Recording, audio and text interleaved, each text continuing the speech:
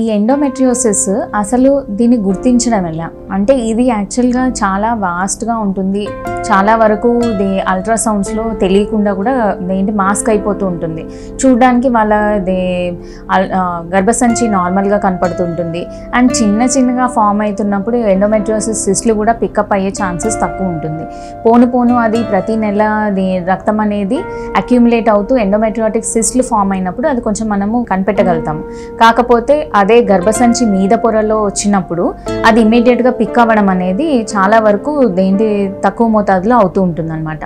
ఎప్పుడైతే ఒక లేడీ కానీ చిన్న వయసులో ఉన్న రిప్రొడక్టివ్ ఏజ్ గ్రూప్ అంటే 15 ఏళ్ళ నుండి 45 ఏళ్లలో ఉన్న లేడీస్ ఎవరైనా కానీ అధికంగా పెయిన్ ఉంది అని వచ్చినప్పుడు వాళ్ళకి ఫిజికల్గా టెస్టింగే కాకుండా ఇంకా కొన్ని బ్లడ్ టెస్ట్ కూడా చేస్తాము. ఇవి ఏవి అంత కన్ఫర్మేటివ్గా ఇవ్వవు.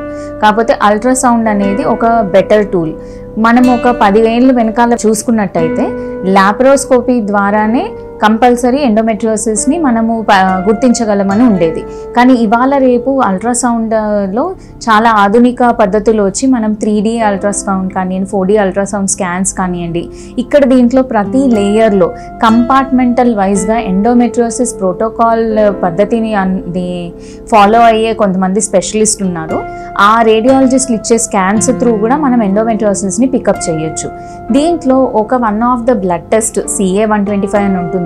అది ఖచ్చితంగా పెరుగుతుంది, అది కన్ఫర్మేటివ్ దీనికోసమే అన్నది కాదు.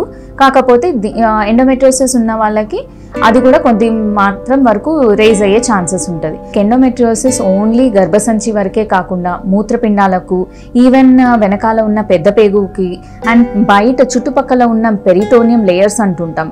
ఈ లేయర్స్లో ఉన్నందుకు వాళ్ళకి అక్కడ కూడా డిపాజిషన్ అయ్యి చాలా పెయిన్ వస్తూ ఉంటుంది. ఇవన్నీ పికప్ చేయడం అనేది జనరల్గా అయితే 3D or 4D అల్ట్రాసౌండ్స్, లేకపోతే MRI పెల్విస్, లేకపోతే ఇంకా అలాంటి వసతులు లేని ప్లేసెస్లో అయితే లాప్రోస్కోపీ ఇట్లాంటి వాటిలో చేస్తున్నాం. రీసెంట్ టెక్నాలజీ యూజ్ చేసుకుంటూ మనం 3D or 4D అల్ట్రాసౌండ్స్లో కూడా ఎండోమెట్రియోసిస్ని పికప్ చేసుకోగలుగుతాం అనమాట.